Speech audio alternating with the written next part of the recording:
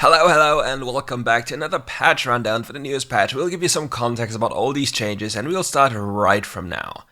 No, we've turned Yumi into a ham and cheese sandwich. This patch, we've got the Wild Pass coming with some extra delicious rewards, but don't worry, you still got some time to finish up the current Wild Pass, so make sure to queue up for some games if there's still some stuff left you want to grab. We're also taking a look at the meta since our overhaul of the rune system and making some adjustments to some champions who need some help to find their footing and those who have been towing the line. We also have the addition of the Mecha skin line and the return of the Stargazer, so welcome to patch 4.3b. Food Spirits Yumi will be available in a new Wild Pass very soon, and if you have the current Wild Pass, make sure to finish up and snag all the rewards you want before the new one, with even yummier rewards, hits the shop soon. Well, funny, kind of the Yummy reference, or Yumi reference, but well, whatever, right. The Food Spirits Yumi Wild Pass will be released on the 31st of August. For events, we have Join the Fluffed Shadow Isles Edition. Those fluffy poros have gone on another adventure. Join them for some flufftastic fun. Join the Fluff Shadow Isles Edition on September 7th. And now we talk about the champion changes. Aatrox has been performing well in the jungle, but struggling in the Baron lane, so we're granting him some more health when he hits minions, which should give him some more sustain in lane. Therefore, his Deathbringer stance healing on minions increased from 50% to 60%, and the Dark Blade's damage to minions ratio goes up from 55 to 65%. Why is this necessary? It really doesn't do anything, and Riot is just going for champions that are already okay in the meta to just overbuffing them for no reason rather than tuning them down where they're too strong. Oh no, the next one is gonna make some people cry. We have Akali. This rogue assassin has been struggling to adapt since our changes to boots and runes, so we're reducing some of the energy costs to help out in the laning phase while also adjusting some of Akali's other abilities to make him more flexible during teamfights. Passive, Assassin's Mark. Moving towards the outside of the ring of energy grants you bonus movement speed, 30% up to scaling to 60% now. Exiting the ring of energy towards an enemy champion grants you movement speed, which was flat 30% and now scales up to 60%. Also, in addition to that, her first ability's energy consumption goes down in the early levels from 120 to 105. Do you remember the days when Akali level 1 could cast her first ability 3 times in a row, actually demolishing you? I do, and I don't want that time back. And here we have more movement speed on her scaling, which is... I don't think it's a very good idea to give her so much movement speed. Anyways, Akali wasn't really in a bad spot, it's just people refusing to take proper rune pages. Any laner that struggles severely right now can just take Resolve as their first rune page and survive anything. You have Nullifying Orb, you have Bone Plating or even Second Wind, and on top of that you have Overgrowth that adds so much HP to your pool and makes it literally impossible for you to die. And if we're honest, a good Akali player never had any issues to get to an enemy carry, and if Akali goes to an enemy carry and tags them with her third ability or her ultimate, they'll just die. Let's just be honest here. For next champion, I have to personally say I love this champion, and there's also a person that reminds me of this champion, which is a Janna main on the European server. He's a lovely person, and so is Akshan. But Akshan recently has struggling to find his place in the meta, and that is absolutely true, and we think he could be doing more damage, especially in the later stages of the game. So we're giving this Rogue Sentinel some much needed buffs to boost his damage in the late game. First, they buff his base attack damage per level, which goes up from 4.55 to 5.5. Next up, they buff his ultimate. The minimum damage of his ultimate goes up, and as well the maximum damage of his ultimate goes up as well. Now, here comes the issue with this. Akshan's early game is very oppressive. The biggest issue he has right now is closing out games, because Akshan needs at least one person on the team to be performing well or decently, or at least not running it down to take over games. The Akshan, however, will always be fed in the early to mid game. This will always happen because this champion is absolutely insane. But the crit changes, as well as all the other changes, made Akshan so much weaker in the later stages of the game that these changes will not do too much to help him. However, Riot can't just go out of the way and overbuff Akshan, because if that happens, then we have a big problem. Because don't forget, Akshan has this tool that he can revive all his teammates with an instant if the enemy killed them. This is a big problem and needs to be considered at all times, because this champion is either borderline broken or just too weak. It's just the kid of the champion. The next change is actually a big game changer, and it's coming for Fiora. Recently we made some changes to Hullbreaker, and those changes ended up impacting Fiora's ability to solo push lanes in the later stages of the game. So we're adjusting her first ability and giving it a new mechanic so she can be a bigger split pushing threat. Therefore, her first ability, Lunge, is now dealing damage to turrets. That is a massive change and puts Fiora in probably the best possible tier for side laning in the Baron lane. She is probably the best carry now compared to all the other champions for solo queue. Camille still has her ult lockdown feature, but Fiora will take towers down like a Jax. And if you think about picking Jax into Fiora, good luck, you'll die in 1 second if the Fiora is somewhat human. Next up comes Irelia. It requires a lot of time to master Irelia's abilities, and we want to make sure that players who have put most of the time to master her can have more highlight moments in game. So we are buffing some of her abilities so she can better survive during her duels. As a consequence, her second ability, Defiant Dance damage reduction, goes up from 50 flat to 60% flat, and the base damage of the ability also goes up in the early game, but goes down in the late game. In all reality, this is not going to do too much to Irelia because Irelia is a very skill-heavy champion. She is very good if your team has a lot of all-in because she can just follow up, but if she's the only champion that is the all-in on the team, she will not get anything done. She is just way too vulnerable, and anything that stops her first ability in any way completely negates her entire kit and turns her absolutely useless. She's a very high effort, very high risk, but very satisfying champion to play. So if you want to invest your time into Irelia, you have to invest really a lot of time. Other than this, please don't pick her. It's way too much of a flip, but this change is not going to save her. It just makes better Irelia players or good Irelia players slightly better, but it's not going to fix them in any way. With aggroing conquering the Korean sub with his Jarvan, Riot also thought it's a good idea to buff Jarvan in WildRift, so here we are. While Jarvan can flex as both tank and a fighter, we have recently seen that he's been predominantly picked and built as a fighter. We want to make sure it still feels good to build and apply him as a main tank for your team, so we are making some adjustment to his kit to make him beefier. First, we have an adjustment to his passive Martial Cadence. The cooldown on the same target goes down from 6 seconds to 5 seconds. Next up comes a change to his second ability, the Golden Aegis. The base stats of the ability remain the same, but it gains a maximum HP scaling, which makes him a lot beefier depending on what items he's going to invest into. For his ultimate ability, we have Cataclysm, and this ability gains a new effect. Damage from enemies is reduced by 12 up to 20% inside the Cataclysm. The effect will be removed when leaving Cataclysm or the barrier surrounding the terrain collapses. So Ornn players, you have to destroy this one with your third ability or there'll be a lot of crying from people. This is actually quite an interesting change because many people don't know about the following. Jarvan has an armor pen rating or debuff on his first ability that he can apply to enemy champions. With this and Black Cleaver, he enables your AD carry to literally obliterate the enemy, and with an AD carry heavy centric meta, it's kind of a weird thing that he hasn't been picked as much as he could have. Funnily enough, if you think about the max HP scaling, etc., there are a lot of bruiser items or so-called fighter items which have a lot of AD and feature HP, so they are buffing fighter Jarvan at the same time. While trying to make his kit beefier, and in the end it will just end up him being a better fighter and not being a better tank. Okay fellas, get out the copium tanks because we need to inhale a lot of this. Jace is actually getting another buff. Jace has been struggling to perform in lane, but has recently started to shine in the jungle. We've made some adjustment to his hammer form, which should make his opponents think twice before stepping after the defender of the tomorrow. We are also adjusting the damage he does to monsters, so he isn't as efficient at hammering away at the jungle camps.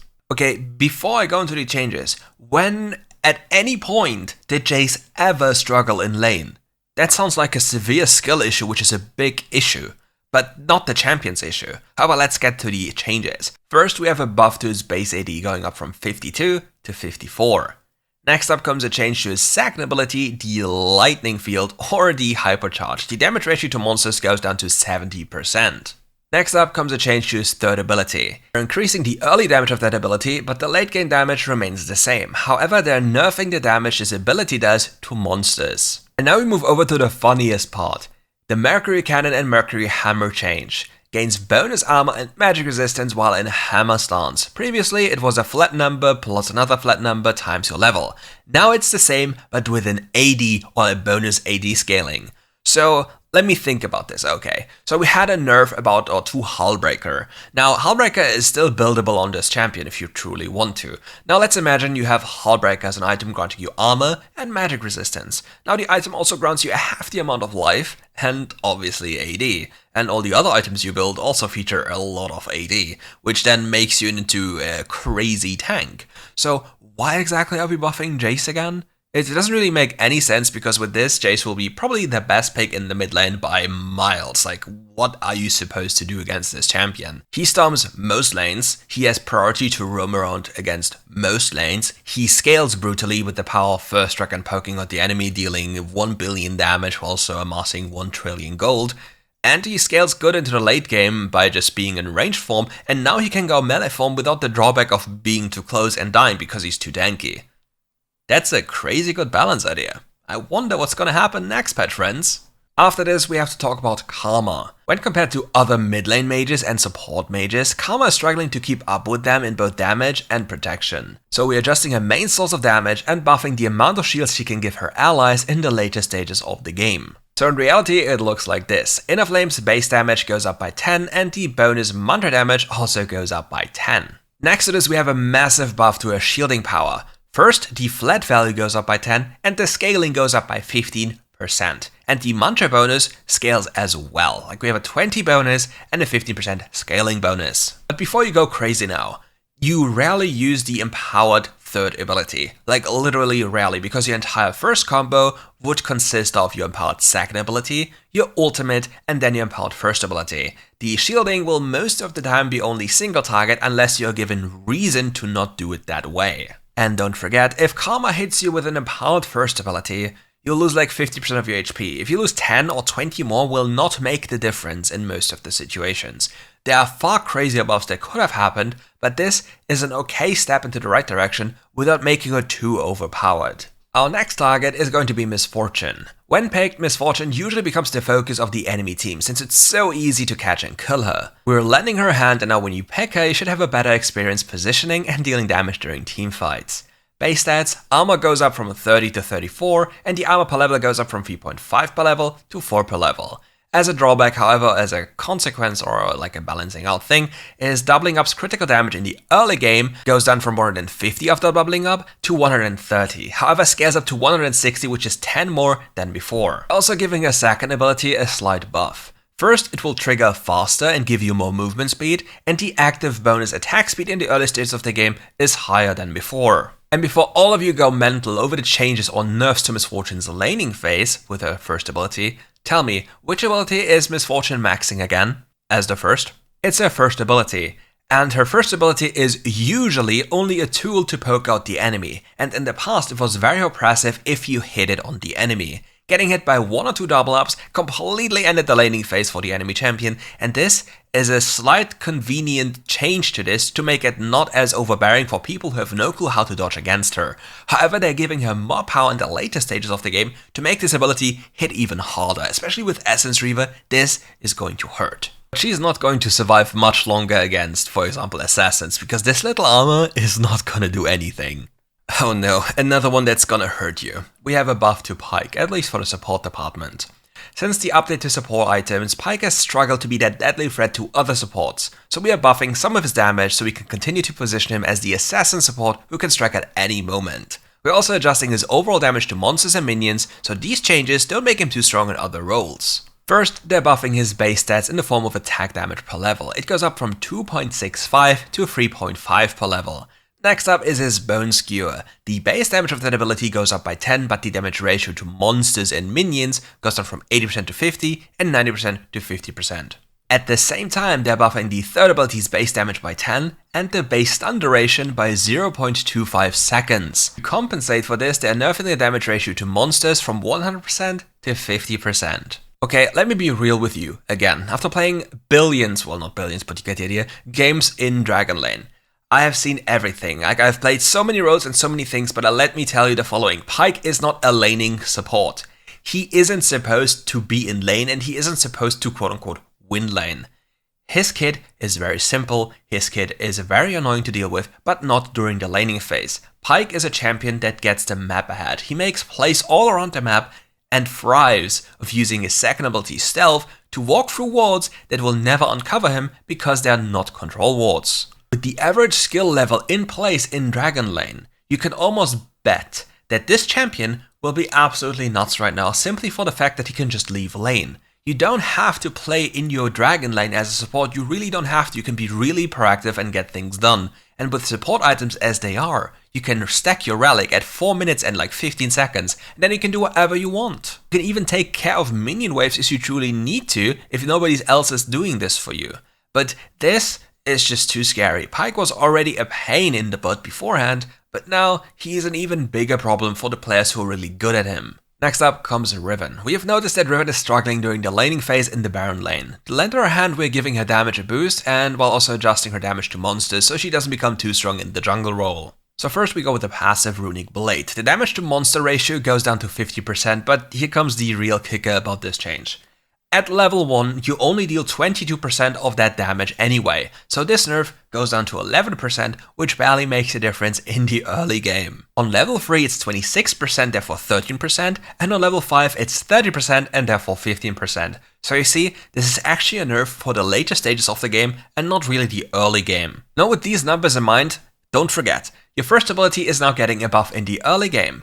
First, it gets more damage, flat, and it gets a better scaling. So the damage you're losing from your Runic Blade is basically, in the early game at least, added to your Broken Wings.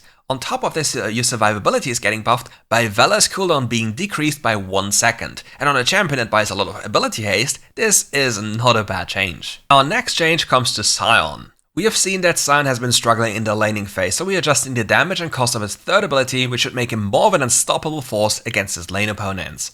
Roar of the Slayer. Basic damage goes up by 10, and the mana consumption goes down by 5. Is this going to change anything for Scion players? Nope, nothing. And for our last champion change, we have Zed. We're reducing the cooldown of Zed's second ability, which should give him more flexibility to maneuver around the lane and teamfight so he can juke out his opponents. Living Shadow. The cooldown goes down from 20 seconds on ability rank 1 to 17 seconds, which is a 3-second buff. And many Zed players now max this ability for their second ability because they want the energy refund to be more functional during fights. And also don't forget, blue buff is very broken on energy-based champions and especially on Zed because you really need the energy. But again, I don't really know why we're buffing Zed because I think he was quite in a decent spot for a solo queue champion. Next up we have the rune changes, and here we start with Domination, Mark of the Weak. We've decreased the cooldown on this rune so that if you pick it up, you'll deal extra damage more frequently to weaken enemies. The cooldown goes down from 20 to 15 seconds. Next it is we have Shield Bash. We noticed that Shield Bash was not providing the power that it should, so we are adjusting its damage to make it more effective in the early stages of the game. The base damage from 5 to 15 in the early game and 30 to 50 in the late game. And the bonus attack damage ratio goes down from 20% to 15%. Nobody takes this rune anyway, so it doesn't really matter, right? Next up comes Inspiration, the Glacial Augment. Glacial Augment has always been the go-to keystone for a lot of supports and have been frustrating to play against, so we're reducing its slow and damage reduction. And the last change for the runes comes to Pathfinder, which is a rune that barely anyone takes most of the time, outside of pro play in the past at least. We're increasing the sustainability of Pathfinder so that you move quicker when you rotate through the river to help your teammates. Here's the old version. Gain 30% movement speed in the river and regenerate 1.5% of your lost life or lost mana per second and gain 20 bonus movement speed in the river while out of combat. The new effect grants you 50 bonus movement speed in the river and you regenerate 2% of your lost HP or mana in the river while you're out of combat per second. And for the very last change in the system department, we got a Rift Health adjustment. We adjusted the damage Rift Health does to turrets to ensure the overall pace of the game isn't changed too much. The damage on the first turret hit is 80% maximum health of the turret, and the damage on the second hit is 40% max health of said turret. And that's it for today's video. Thank you all for watching. If you enjoyed the video, leave a like and subscribe to the channel, and come back for more RiftGuides content. We got a tier list soon, so stay tuned.